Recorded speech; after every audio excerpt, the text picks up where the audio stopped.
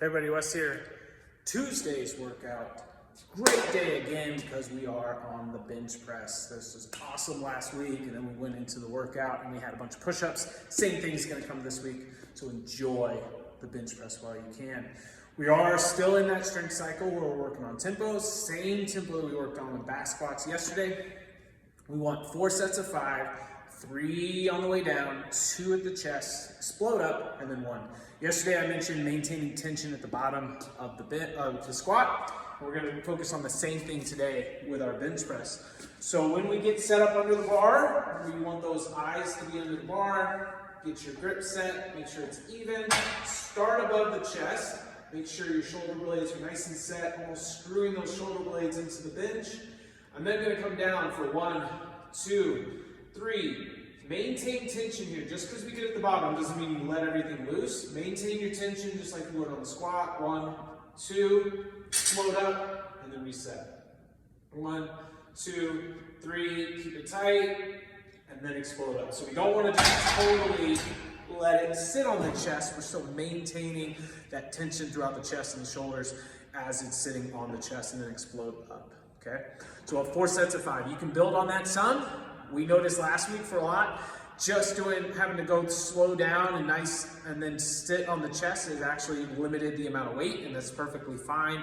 Tempo, especially slower tempo, is going to cause you to go a little bit lighter weight, but we want to keep those muscles under that tension, and we want to stick to those tempos. So whatever weight we need to do to stick to those tempos is most important.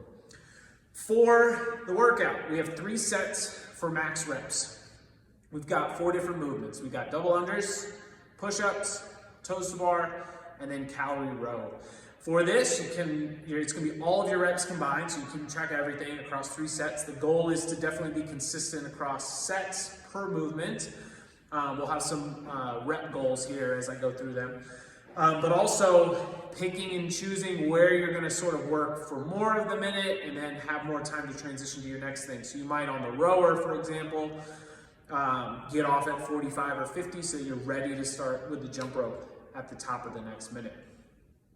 Push-ups, maybe you're already fatigued, so then you're kind of waiting, getting through that at 50 seconds and then transitioning to your toe squat, so forth.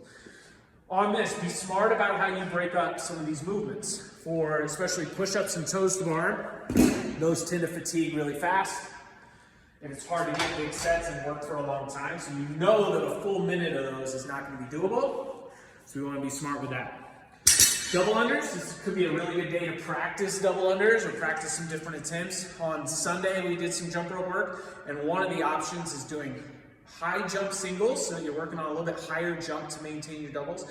So maybe instead of just your quick, fast singles, where we normally go double the amount in a workout, today's a good day because it's still just working on reps, but you want to maybe jump higher, slow down the rope a little bit, so that way you can then get some double attempts, but have a fast and higher jump that you're maintaining, work on some of that jump stamina. That might be what's holding you back on the jump rope.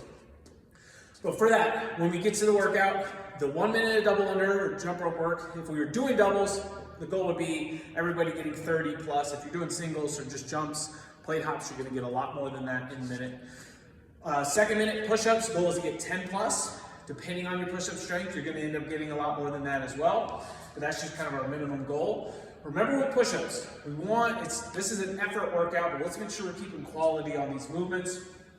We want to try to get the chest all the way to the ground and then move all back up in one movement. Not worming, but also not cheating where we're not going all the way to the ground. If we're capable of going to the ground, we should do it. If we can't get there from the toes, let's try to do it from the knees. Still, same thing. Good elbow angle back. Try and get the chest to the ground in between those hands on each rep. Okay, so try to work for that full range of motion. Same thing when we squat, same thing when we push overhead. We're always fighting for that full range of motion. Third minute toes to bar, 10 plus is that minimum goal. You can definitely get more than that depending on where we're at.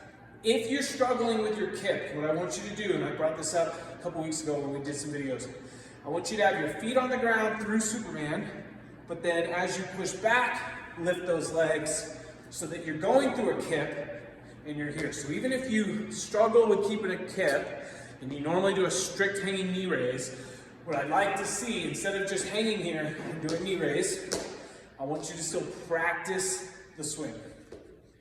And if you put those feet on the ground as you swing forward, it'll help you maintain it, and then you can see if you're more comfortable to pick up the legs throughout the whole thing. Break up push-ups and toes to bar early into small sets so you can still keep working through the minute. You're not just working for 20 seconds and then resting the entire rest of the minute. And then last one, calorie growing. The goal is to get 12 or 10 plus calories in that segment. Maybe it's about 45 seconds worth. Hop off, be ready to start the next one. Effort workout, try to maintain consistent effort across all 3 rounds. Add up all your reps. Have fun. See you Tuesday.